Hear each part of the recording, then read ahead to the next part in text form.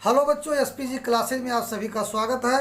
आज हम जो है नरेंद्र शर्मा ने जो लिखा है मधु की एक बूंद, इसकी हम व्याख्या करेंगे। मधु की एक बूंद माने होता है आनंद का एक क्षण।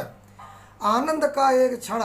इस संसार में जो भी आदमी, जो भी सृष्टि में जो भी जीव प्राणी जो भी काम कर रहा है, वो आनंद की एक क्षण की प्राप्ति के लिए कर रहा है। तो यहाँ पर जो है सृष्टि का हर चेतन, यानी जड़ और चेतन दो रूप होते हैं सृष्टि के, तो सृष्टि का हर चेतन मधु की एक बूंद के लिए अर्थात आनंद के एक क्षण की संप्राप्ति के लिए जीवन भर प्रयत्नशील रहता है। कला, संस्कृति, दर्शन एवं साहित्य सभी के प्राण तत्व के रूप में मधु की एक बूंद को प्रतिष्ठित किया गया है।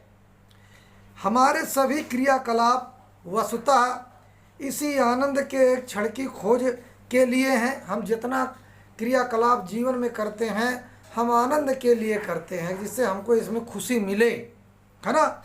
नरेंद्र शर्मा यही विचार अपनी इस रचना के माध्यम से प्रकट करना चाहते हैं। अगर ज़िंदगी में आप कोई भी काम करते हो, अगर उस काम करने से आपको खुशी नहीं मिलती है, आपको आनंद नहीं मिलता है, तो आप उस काम को पसंद नहीं करेंगे। इस संसार में जो भी इंसान काम करता है वो आनंद की प्राप्ति के लिए ही करता है।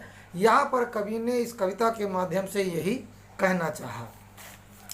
तो मधु की एक बूंद के पीछे मानव ने क्या क्या दुख देखे, और मधु की एक बूंद धूमिल घन दर्शन और बुद्धि के लेखे। कितनी बढ़िया कविता है। तो यहाँ पर बच्चों संदर्भ लिख लेते हैं कि प्रस्तुत पद्यांश छायावादोत्तर, है ना, काल के प्रसिद्ध गीतकार नरेंद्र शर्मा की कविता मधु की एक बूंद से ली गई है, जो उनके काव्य संग्रह बहुत रात गए से हमारी पाठ्य पुस्तक, है ना, कक्षा 12 हिंदी के हमारी पाठ्य पुस्तक काव्य में संकलित है। अब प्रसंग में वही चीज़ लिखी जाती बच्चों जिसकी हम व्याख्या करने जा रहे हैं। तो अपने प्रणय गीतों, यानी प्रेम संबंधी गीतों, प्रणय गीतों, अपने प्रणय गीतों और सामाजिक भावना प्रधान कविताओं के माध्यम से पंडित नरेंद्र शर्मा ने भारतीय जनमानस को अत्यधिक प्रभावित किया है ना। इनकी कविताओं से लोग बहुत प्रभावित हुए हैं। मधु की एक बूंद आध्यात्मिक और दार्शनिक भावों पर आधारित कविता है। इसमें कवि ने बताया है कि सृष्टि का प्रत्येक चेतन प्राणी मधु की एक बूंद अर्थात आनंद का अभिलाषी है। वो आनंद के लिए ही सब क्रियाकलाप कर रहा है। तो व्याख्या में यहाँ लिखेंगे कि कवि का कथन है कि मधु की एक बूंद अर्थात आनंद को प्राप्त करने के लिए मानव ने असंख्य दुख भोगे हैं।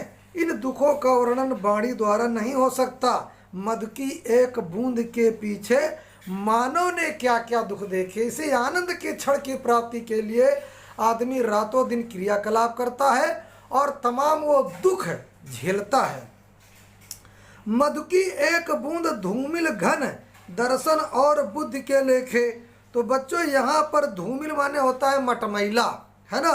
दर्शन और बुद्धि के लिए आनंद का वो एक क्षण मटमैले बादल के समान बना हुआ है। जिस प्रकार मटमैले बादलों के पार कुछ भी दिखाई नहीं देता, उसी प्रकार आनंद की वास्तविक अनुभूति भी संभव नहीं है। दर्शन और बुद्धि इस आनंद की खोज में लगे हैं, परंतु इस खोज का मार्ग स्पष्ट नहीं हो पाया है। चाहे जितना बड़ा दर्शन पढ़ लो, चाहे जितनी विद्याएं पढ़ लो, अगर आपको आनंद की प्राप्ति नहीं है तो वो विद्या और वो दर्शन आपके लिए बेकार है, यानी मटमैले बादल की तरह है। इसलिए कोई भी काम करो, अगर आपको उसमें खुशी नहीं मिलती है तो वो काम आपके लिए बेकार है। यहाँ कवि नरेंद्र शर्मा यही कहना चाहते हैं। सृष्टि अविद्या का कोल्हू यदि विज्ञानी विद्या के अंधे, और मधु की एक बूंद बिन कैसे जीव करे जीने के धंधे। यह संपूर्ण सृष्टि, ये जितनी सृष्टि है, ये संपूर्ण ब्रह्मांड, ये संपूर्ण सृष्टि और सृष्टि, ये संपूर्ण सृष्टि अज्ञान के कोल्हू में बैल की तरह जुती हुई है ना। और जितने वैज्ञानिक हैं वो अपने ज्ञान के घमंड में, ज्ञान के अहंकार में अंधे हो रहे हैं। मधु की एक बूंद बिन कैसे जीव करे जीने के धंधे, आनंद की उस एक बूंद का रहस्य उन्हें भी ज्ञात नहीं, वैज्ञानिकों को भी ज्ञात नहीं, है ना। मधु की इस एक बूंद के अभाव में, है ना, मानव अपने जीवन का संचालन किस प्रकार कर सकता, वो कर ही नहीं सकता। अगर आपको कोई काम कर रहे हो, अगर उसमें खुशी नहीं है तो आप जीवन का संचालन कैसे करोगे। जब तक आनंद की प्रेरणा नहीं होगी, जब तक खुशी आपको नहीं होगी, व्यक्ति मार्ग में ही थक कर बैठ जाएगा। देखिए, आप कोई भी सब्जेक्ट पढ़ते हो, कोई भी विषय पढ़ते हो, अगर सब्जेक्ट टीचर उसको आनंद में बांध करके आपकी खुशी के लिए, आपको खुशी उसमें अच्छी तरह वो समझा नहीं रहा तो आपको खुशी नहीं होगी, आप उसको अच्छे से पढ़ नहीं सकते हो। उसी प्रकार से यहाँ नरेंद्र शर्मा ने कहा कि हम अगर कोई काम करते हैं, अगर हम उसको, वो काम हमारी समझ में नहीं आता, आनंद को हमें प्राप्ति नहीं है, तो आप बीच रास्ते में ही थक कर बैठ जाओगे, आप काम को पूरा नहीं कर पाओगे। मधु की एक बूंद से भी यदि जुड़ न सके मन का अपनापा, है ना, और क्यों दे श्रमिक पसीना, और सैनिक लहू करे क्यों जाया जापा, है ना। तो यहाँ पर कवि कहता है कि मधु की एक बूंद से भी व्यक्ति की आत्मीयता नहीं हो सकती। अगर आप कोई काम कर रहे हो, आपको उसमें खुशी नहीं मिलती, तो आप आत्मा से उस काम को नहीं करेंगे, आपकी आत्मीयता उसमें जुड़ेगी नहीं, है ना। यदि व्यक्ति को कर्तव्य कर्म करते समय क्षण भर के लिए आनंद की प्राप्ति नहीं हो सकती, तो फिर मजदूर अपना पसीना क्यों बहाएगा, है ना। सैनिक अपनी सीमाओं की रक्षा के लिए अपना खून क्यों देगा, अपना रक्त क्यों देगा। भाई, बदले में उसको अगर खुशी नहीं मिलती तो सीमा की रक्षा नहीं करेगा। मजदूर अपना पसीना क्यों बहाएगा, अगर उसको अपनी मजदूरी पर्याप्त नहीं मिल रही है तो वो पसीना नहीं बहाएगा। उसको खुशी ही नहीं दे रहे हो तो वो पसीना क्यों बहाएगा।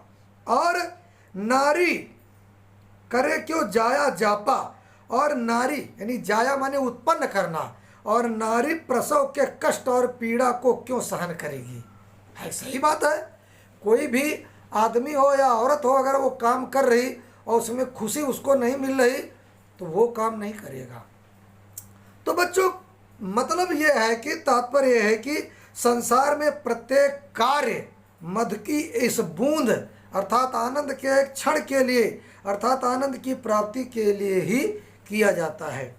काव्य सौंदर्य में बच्चों ये लिखना कि इस गीत में मधु का प्रयोग प्रतीक रूप में हुआ। मधु माने शहद भी होता है ना। तो यहाँ पर मधु प्रतीक है आनंद के लिए, खुशी के लिए।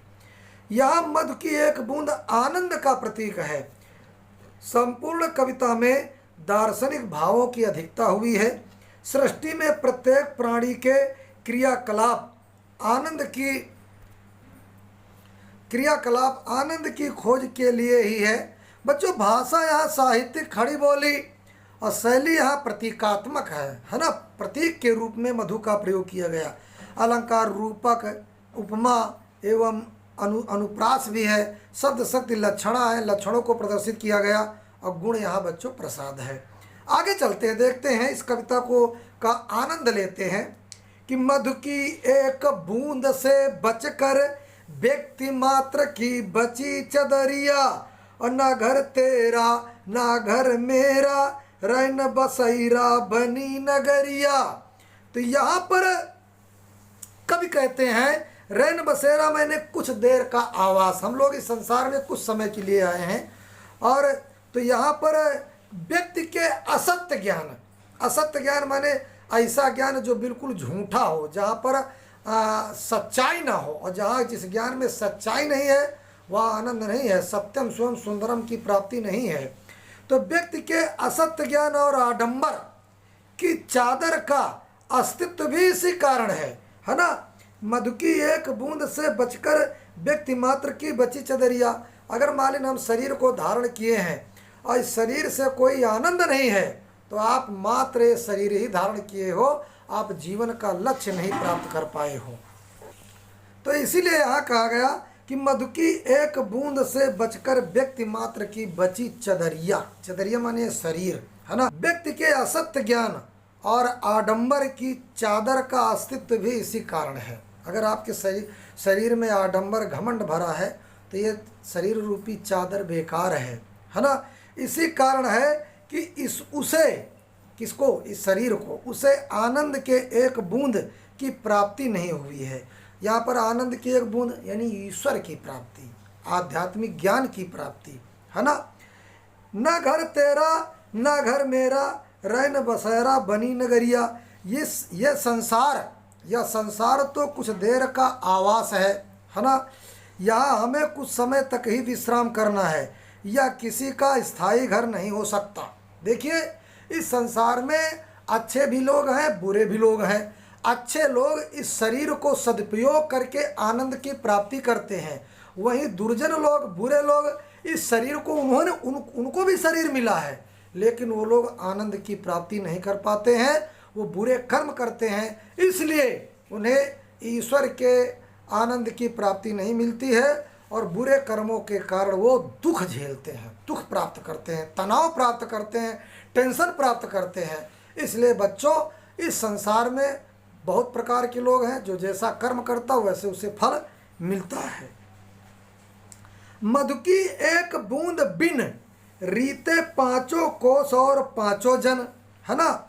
और मधु की एक बूंद बिन हमसे सभी योजनाएं 100 योजन।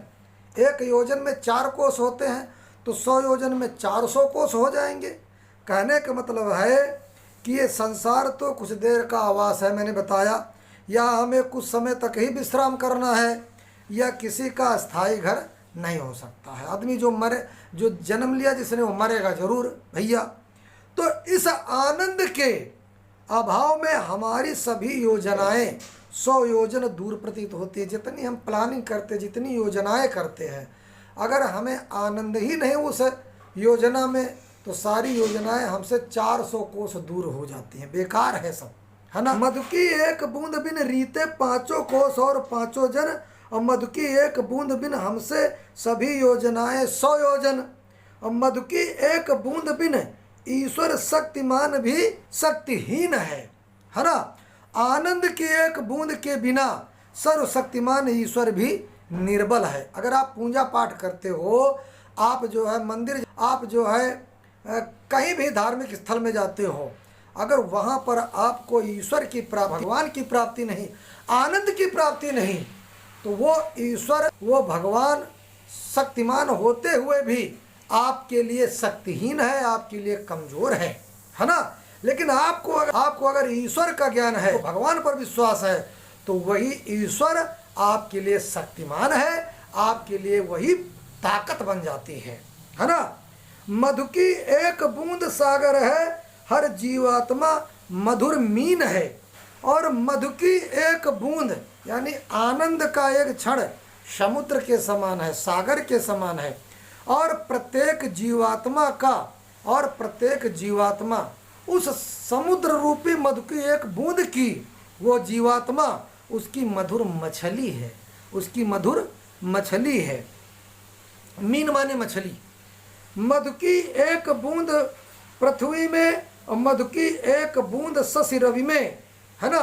और मधु की एक बूंद कविता में, और मधु की एक बूंद है कवि में। मधु की एक बूंद पृथ्वी में, मधु की एक बूंद पृथ्वी में, और मधु की एक बूंद सूर्य, चंद्रमा, कविता और कवि में विद्यमान है। तात्पर्य यह है कि सृष्टि का प्रत्येक जड़ अथवा चेतन, इस सृष्टि में 2 प्रकार के प्राणी रहते, एक जड़ और एक चेतन। जड़ कौन होते? पेड़, पौधे, पर्वत, ये सब जड़ हैं। और जो चलते फिरते हैं जैसे हम लोग, पशु, ये चेतन है ना।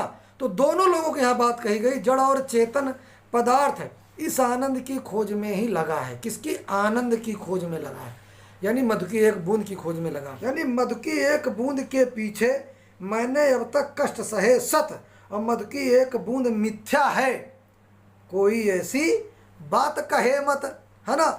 कवि की कविता तो आनंद की खोज और उसकी प्राप्ति का ही परिणाम है। इस आनंद को प्राप्त करने के लिए हमने अनेक प्रकार के कष्ट उठाए हैं, पीड़ाओं को सहा है, कष्टों को सहा है। इसलिए कोई भी यह बात ना कहे कि आनंद या खुशी मिथ्या या झूठ है, नहीं, झूठ नहीं है। तो काव्य सौंदर्य में इन पंक्तियों में कवि ने आनंद के महत्व का प्रतिपादन किया है। आनंद को प्राप्त करने के लिए सभी जड़ अथवा चेतन पदार्थ प्रयत्नशील रहते हैं। पंचकोश, पंचकोश में क्या क्या आता है? अन्नमय, प्राणमय, ज्ञानमय, विज्ञानमय तथा आनंदमय। और पंचजन क्या होता है? गंधर्व, देव, पितर, राक्षस एवं असुर, ये पंचजन है। भाषा, साहित्य, खड़ी बोली, अलंकार, रूपक एवं जो है उपमा, शब्द, शक्ति, लक्षणा, गुण, प्रसाद। धन्यवाद बच्चों। ये इस वीडियो के माध्यम से मैंने मधु की एक बूंद बताना चाहा। और मधु की एक बूंद इस सृष्टि में चाहे जो हो वो कॉमन है सबके लिए, है ना।